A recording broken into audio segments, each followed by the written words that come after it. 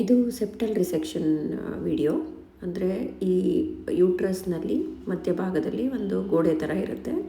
ಅದರಿಂದ ಪದೇ ಪದೇ ಅಬಾರ್ಷನ್ ಆಗೋದು ಮತ್ತು ಫರ್ಟಿಲಿಟಿ ಇಶ್ಯೂಸ್ ಎಲ್ಲ ಆಗೋಂಥ ಚಾನ್ಸಸ್ ಇರುತ್ತೆ.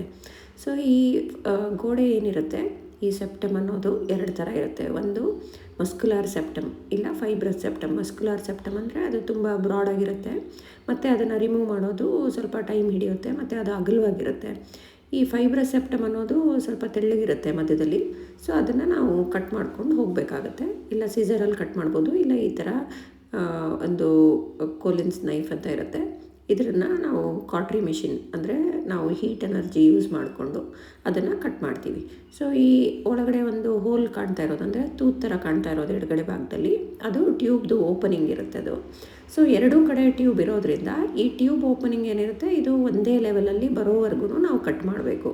ಸೊ ಇದರಲ್ಲಿ ಮೋಸ್ಟ್ ಇಂಪಾರ್ಟೆಂಟ್ ಅಂದರೆ ನಾವು ಏನು ಯೂಟ್ರಸ್ ಒಳಗಡೆ ನೀರು ಹಾಕ್ತೀವಿ ಅದು ಸಲೈನ್ ಅಥವಾ ಗ್ಲೈಸಿನ್ ಅಂತ ಹಾಕಬೇಕು ಅದನ್ನು. ಹಾಗಾದರೆ ಮಾತ್ರ ನಾವು ಈ ಮಿಷಿನ್ಸ್ನ ಯೂಸ್ ಮಾಡೋಕ್ಕೆ ಸಾಧ್ಯ. ಯಾಕೆಂದರೆ ಇದು ಎನರ್ಜಿ ಇರೋದ್ರಿಂದ, ಇದು ಎನರ್ಜಿ ಕಂಡಕ್ಟ್ ಆಗಬೇಕು ಅಂತ ಹೇಳಿದ್ರೆ ಈ ಮೀಡಿಯಾನ ನಾವು ಮಾಡಲೇಬೇಕು. ಮತ್ತು ಹಾಗೆಯೇ ಗರ್ಭಚೀಲ ಒಂದು ಫ್ಲ್ಯಾಟ್ ಆಗಿರೋಂಥ ಆರ್ಗನು, ಅದನ್ನು ನಾವು ಸ್ವಲ್ಪ ಡಿಸ್ಟೆಂಡ್ ಅಂದರೆ ಸ್ವಲ್ಪ ಉಬ್ಬಿಸ್ಬೇಕು ಅಂತ ಹೇಳಿದಾಗ ಈ ಥರ ನೀರನ್ನ ಹಾಕಿದರೆ ಮಾತ್ರ ಅದು ಉಬ್ಕೊಳ್ಳುತ್ತೆ ಮತ್ತು ನಮಗೆ ಕಾಣಿಸುತ್ತೆ ಎಲ್ಲಿದೆ ಇದು ಪಾರ್ಟಿಷನು, ಯಾವ ರೀತಿಯಾಗಿ ಕಟ್ ಮಾಡಬೇಕು ಅಂತ. ಇದು ಹಿಸ್ಟ್ರೋಸ್ಕೋಪಿ ಮೂಲಕ ಅಂದರೆ ಕೆಳಭಾಗದಿಂದ ಗರ್ಭಚೀಲದ ಬಾಯಿಯಿಂದ ಒಳಗಡೆ ಹಾಕಿ ಇನ್ಸ್ಟ್ರೂಮೆಂಟ್ನ ಅದರಿಂದ ಮಾಡೋವಂಥದ್ದು.